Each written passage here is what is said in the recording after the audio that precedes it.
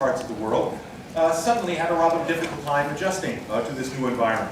The American cars were fine and beautiful cars as long as gas cost 25 cents a gallon. But once it approached about 50 a gallon, and today it's up to around $5 a gallon, those big Cadillacs and Chevys and so on simply didn't cut it any longer.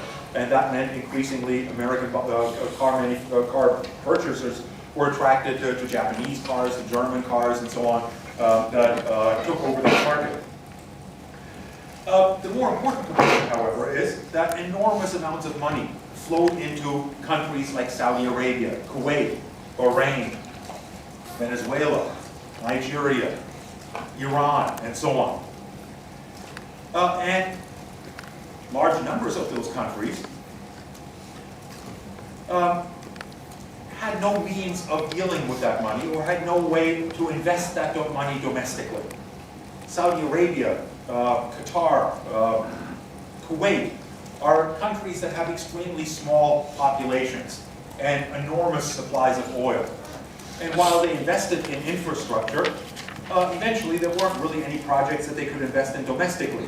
And essentially, one of the arrangements that Saudi Arabia reached with the United States in this particular context is that they would invest all of their profits in Western banks.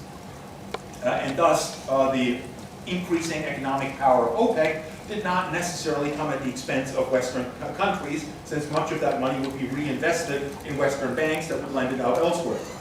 Now, the problem is that these Western banks suddenly have this enormous slush, or this enormous flow of petrodollars flowing into their banks.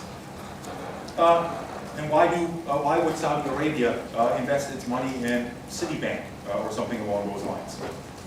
What interest does? Yeah. To gain more leverage in the political affairs inside those countries. Perhaps to get more leverage in the United States, but there's easier ways of doing that by lobbying Congress and so on and so forth. Above all else, the Saudi Arabians are no different than anyone else that invests money. The reason that they invest their money is because they want to earn more money. In other words, they want to earn interest. And the reason that they put their money into Western banks is because those Western banks pay interest on those loans that were essentially made, or deposits that were essentially made to them.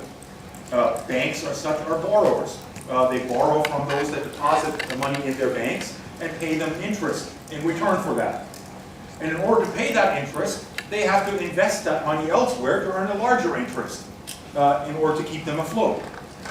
Now the problem is, if you've got this enormous flood of money coming in, where are you going to invest that money to be able to pay an interest on that money to your depositors, and on top of that, be able to make a profit to pay your own salaries and your own investors and shareholders and so on?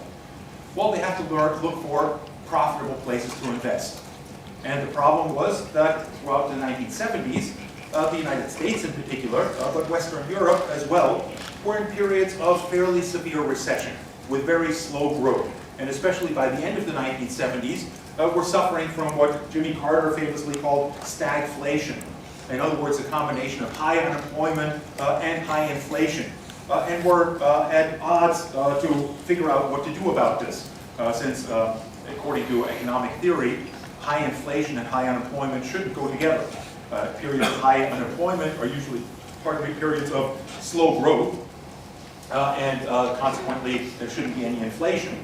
On the other hand, periods of inflation are usually periods in which there is extensive economic activity, in which case there should be low unemployment.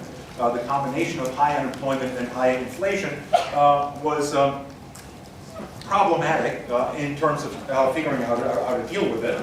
But the upshot of it from the point of view of banks is there weren't any places to invest that money and get a high rate of return in the United States or in Western Europe or most of the other more safe economies in the international system. Latin America, by contrast, looked ideal. Latin America looked ideal in that it was rich in resources, and because for some reason banks by the 1970s had convinced themselves that if they loaned money to governments as opposed to private investors, that their money was safe. The basic pearl of wisdom was governments don't go broke.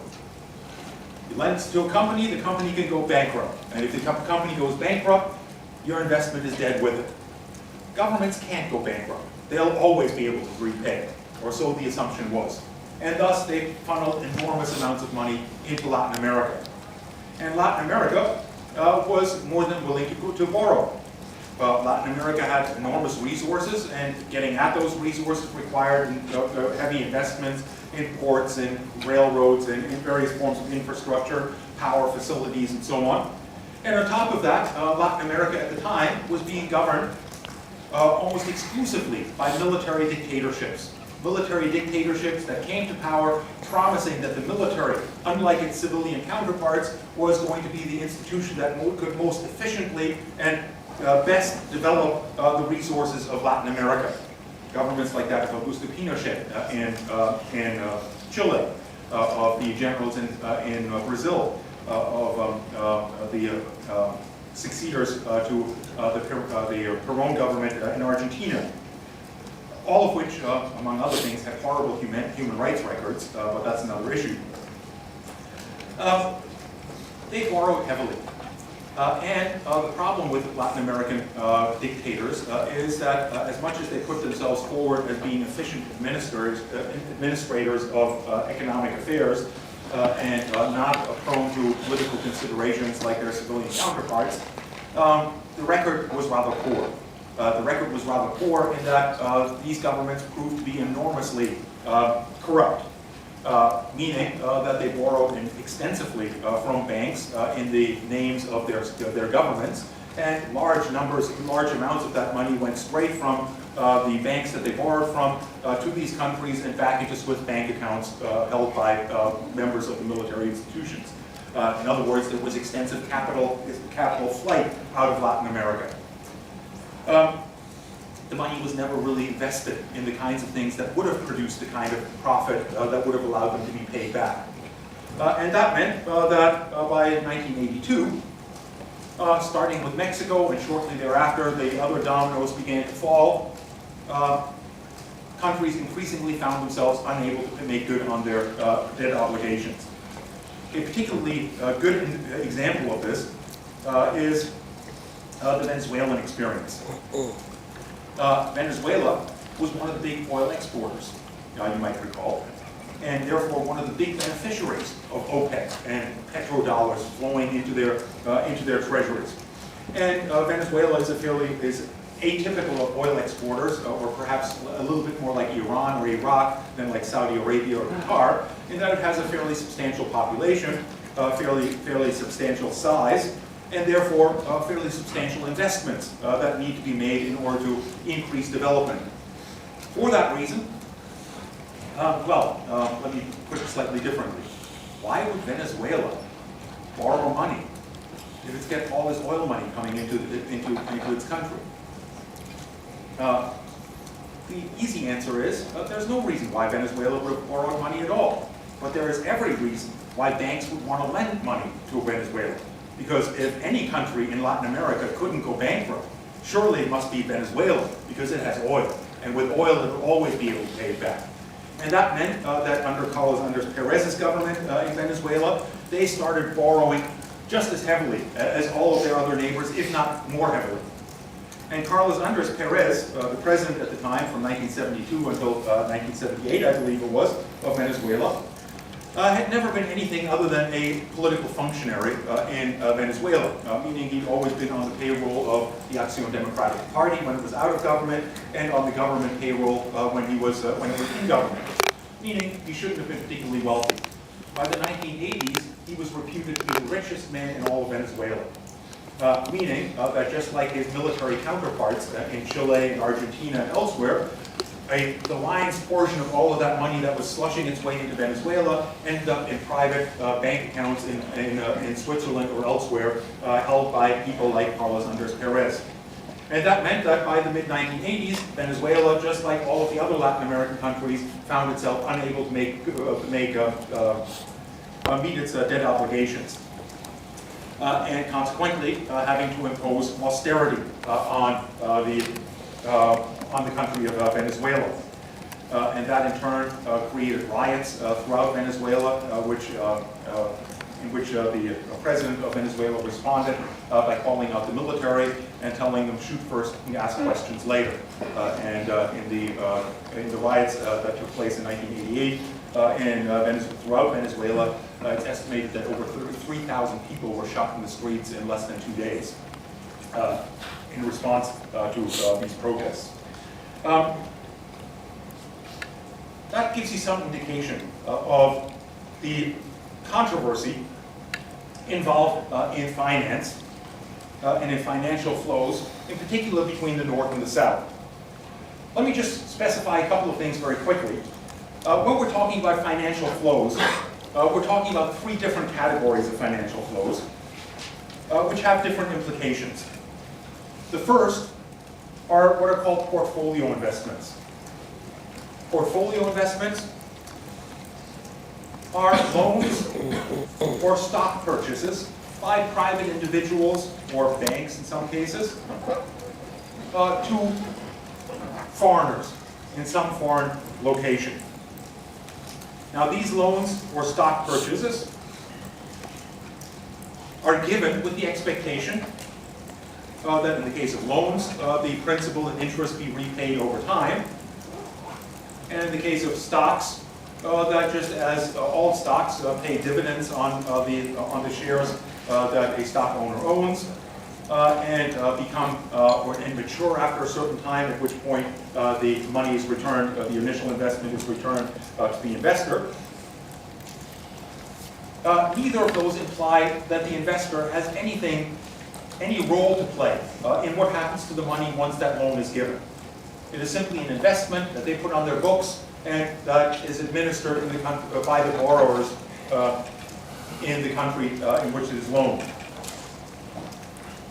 A second category is sovereign lending. Sovereign lending is when banks, as I described with regard to Latin America, lend money not to private entities or private individuals, but rather to governments.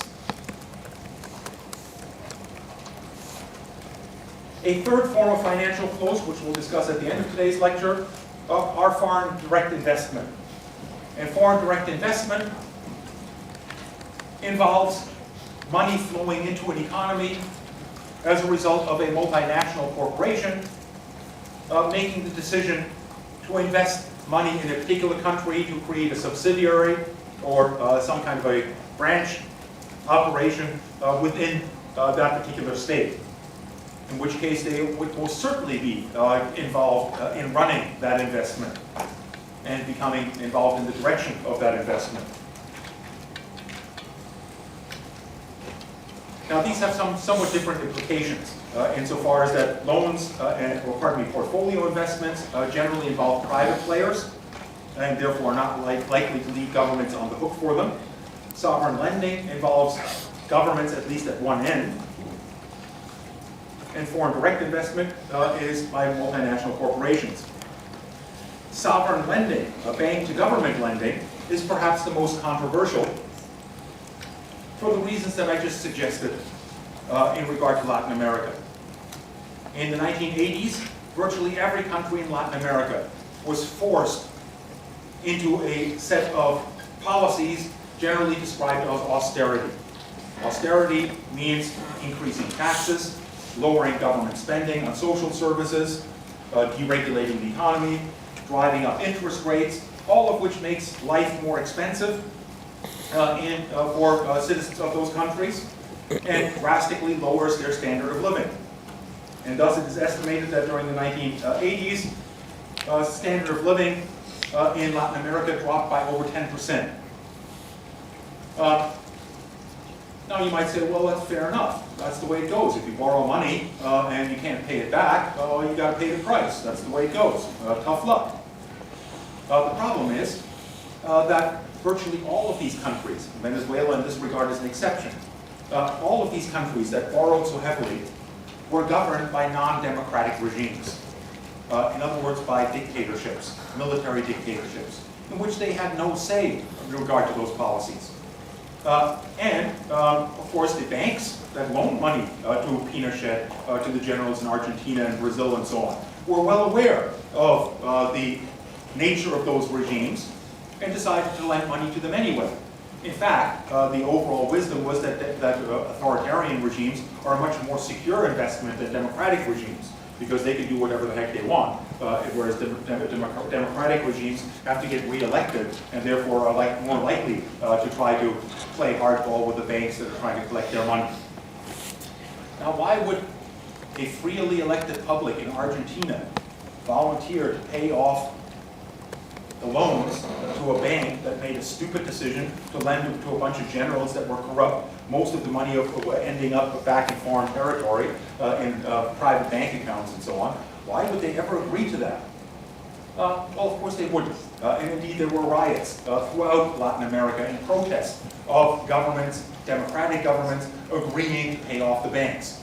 And those democratic governments did so not so much because they were naturally inclined toward bailing out North American bankers rather than helping their own citizens, but rather because there were concerted efforts by the international community and by various banks to make sure that the cost of defaulting on those loans would be higher than the cost of accepting those austerity measures.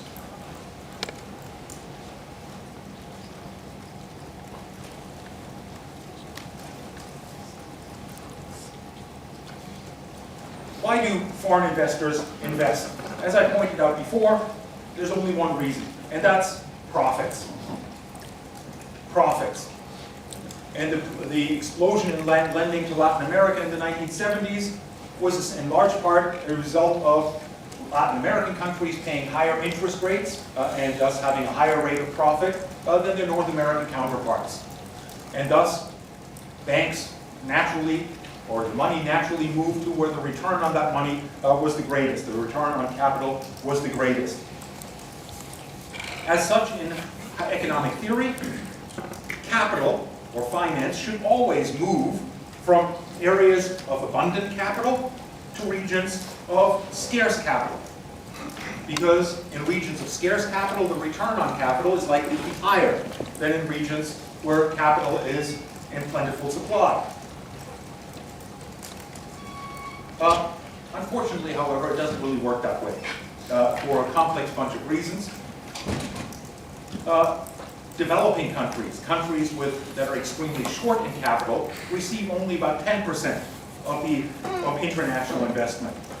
Over 90% of international flows of capital are developed countries developing or investing in each other's markets. Now that leads to the question, why?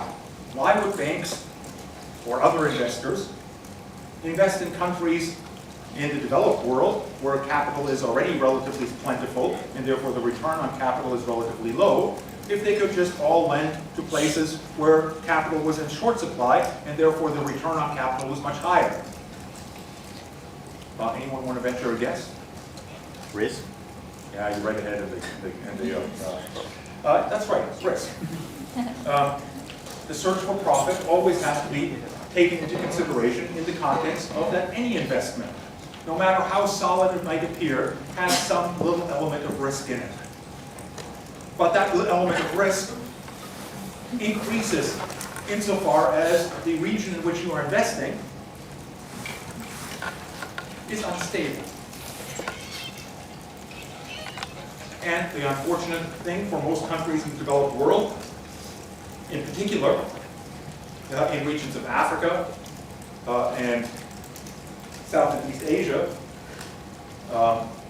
and Central America, the levels of instability in the politics of those countries is such that the risk is indeed extremely high. And therefore, most private investors simply aren't willing to go there. As such, in the developed world, in the developing world, by far the largest recipients of international aid are not the poorest of the poor, but rather the states that are generally identified as newly industrializing countries. By far the biggest three recipients of international investments today are Argentina, Brazil, and Mexico. basically because they're not the basket cases of the international economy. They are countries that at the moment in any event seem to be developing fairly rapidly and seem to be relatively stable. But that's also sort of the way that it seemed in the 1970s, so we should take that as a given.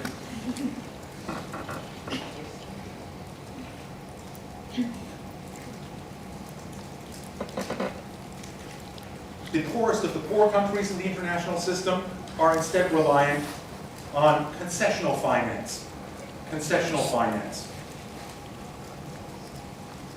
Concessional finance is usually provided by governments or by government-established organizations like the World Bank. The World Bank lends out roughly $100 billion per year at low market rates, and in some cases at rates that are zero and charge no interest at all. For that reason, especially with regard to loans given at 0%, those loans are considered aid.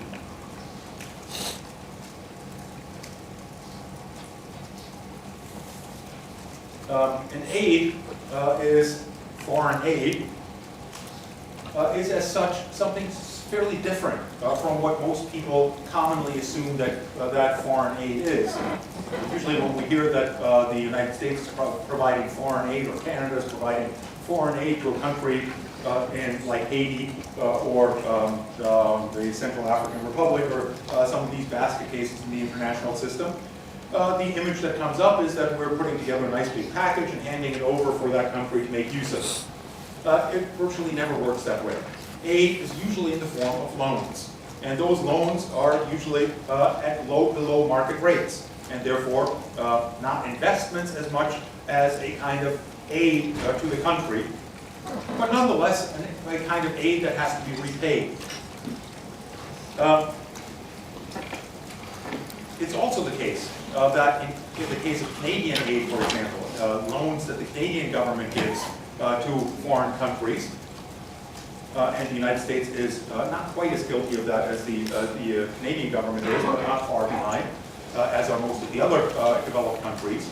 Almost all of that aid is tied aid, meaning that there are loans that are given for specific projects in the developing country, such as the establishment of a power plant, or the establishment of a port facility, or the building of a railroad link, or something along those lines. It's tied in that sense, but it's also tied in the sense that when the United States or when Canada gives a loan, a tied aid loan to a country like Haiti, that money doesn't end up in Haiti. It very quickly ends up back in the United States or Canada. Meaning that when Canada provides this kind of loan, it provides it in order to purchase goods to be purchased in the home country, in other words, in Canada, or as the case may be in the United States. And as such, in the literature on American foreign policy, foreign aid is not generally considered as a form of foreign aid. It is generally considered as a form of domestic subsidy to a domestic industry, because essentially that money flows right back into various construction firms and so on and so forth that benefit from it. Among the biggest beneficiaries in that regard from the concessional finances provided by the World Bank are enormous construction firms like the Bechtel Corporation, or the Carlyle Corporation, or Halliburton,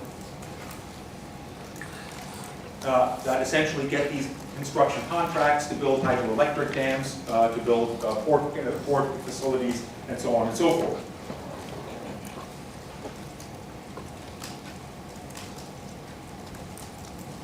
Now, the problem with borrowing is, of course, as I've already pointed out, that you have to repay it. And being able to repay it might look like it's easy when you take on the loan. Indeed, the bank will do everything to convince you that it's going to be easy. Otherwise, they wouldn't lend you the money to begin with. But there are a number of different circumstances that can lead to situations in which a country that borrowed with every intention of paying back the money that they borrowed finds itself unable to pay. And above all, the most common of those is an economic downturn, a collapse in the price of a certain commodity. As such, recessions undermine the ability to pay. And if the commodity that your country exports and through which you were intending on paying the loan back suddenly is worth half what it was earlier. And this, by the way, caught up with Venezuela in an extreme way. Venezuela borrowed when the price of oil was going up, and the assumption during the 1970s was it was never going to come back down. Well, come 1982, when the Europeans and the North Americans went into recession, the demand for oil suddenly did go down. On top of which, you had a war between Iraq and Iran, both of which were OPEC countries, which further undermined the ability of OPEC to maintain a high price of oil. And consequently, throughout the 1980s, the price of oil dropped. And consequently, Venezuela was unable to repay its debts. When that happens, invariably it leads to austerity within the countries, and if those don't work, default, which in turn results in sanctions of the defaulting country. But as I pointed out before as well, the default of borrowers almost always tends to threaten the viability of the lenders. And consequently, the easiest way to deal with a default is for the government of the lending country, or the country in which the bank is located, to lend more money to the borrowing country in order to be able to meet its debt obligations. Now, why would that be controversial? If the United States lends money to Mexico so that Mexico can meet its debt obligations to Citibank or Chase Manhattan or what have you, why would anyone object to that? What's money just flowing back and forth, right? They're not actually generating more money. They're just paying them so that they could pay them back. That's certainly true, yeah. It's money. Sorry, was it? Sorry, behind. Go ahead. It's taxpayers' money. It's taxpayers' money. It's taxpayers' money that is being taken from taxpayers, handed to the Mexican government, and then handed to banks. And those banks took those risks themselves. And the basic idea of the free market system is that the free market system involves taking risks. And entrepreneurs collect profits because they're willing to take those risks. Now, if in taking those risks behind closed doors, they always know that when those risks don't work out, we can come to the government and they'll bail us out at the expense of taxpayers. There's no risk involved at all for these banking operations. But there's a substantial risk for average taxpayers that gain nothing from this, and that in turn have to pay higher taxes or have to deal with lower government services because the government can no longer provide those services because it's busy bailing out its banks. So, in other words, dealing with these debt crises in various ways always leads to bank bailouts.